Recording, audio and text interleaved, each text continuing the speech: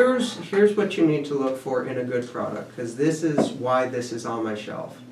So when it says that turmeric is the #1 active ingredient in it, here's what it breaks it down to. Standardized to contain 95%, which totals 190 milligrams of curcuminoids, standardized curcuminoids. So that is saying that, okay, here's how much of the real active ingredient is in this formula.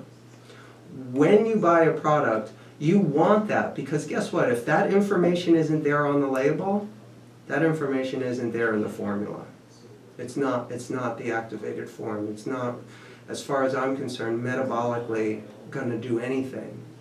So that's one of the main differences. All right, so number 2 is ginger. And what is this? This is standardized to contain 5% gingerols. And on. White willow, which is salicylic.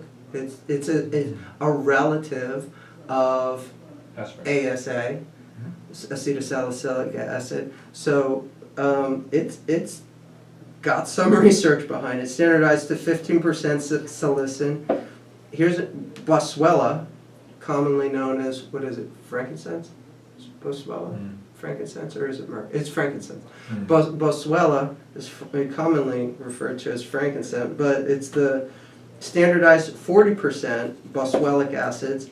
Devil's claw, your favorite. I know you're into this one. 5% iridoid glycides. I guess that's the active ingredient. And then a bunch of enzymes, and it tells you exactly what the enzymes are, at what strength, and all that good stuff. So that's the key to finding a good formula that has some potential of doing some good. It better lay it out in a great amount of detail of what you're doing, or that detail didn't go into the formulation, I guarantee it.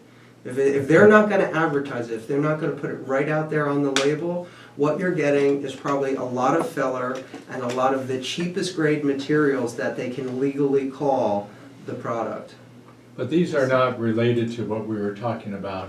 There's no earlier. cannabinoids in There's it. no cannabinoids But there is in this. powerful anti-inflammatories that will stand up to prescription strength without any of the cardiovascular, cerebrovascular black box warnings, which So- is a real nice option. Okay, so that. Or can be- GI trouble either. That can be used for arthritis then? It could be any form of inflammation.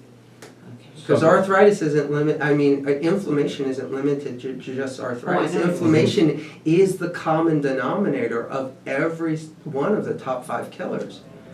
And I think one of the most important screenings that everybody should get is an inflammatory panel. If you're going to get regular checkups, the #1 thing you need to look at is the inflammation in your body, because that is the only thing that is common to all of the reasons that you're going to die.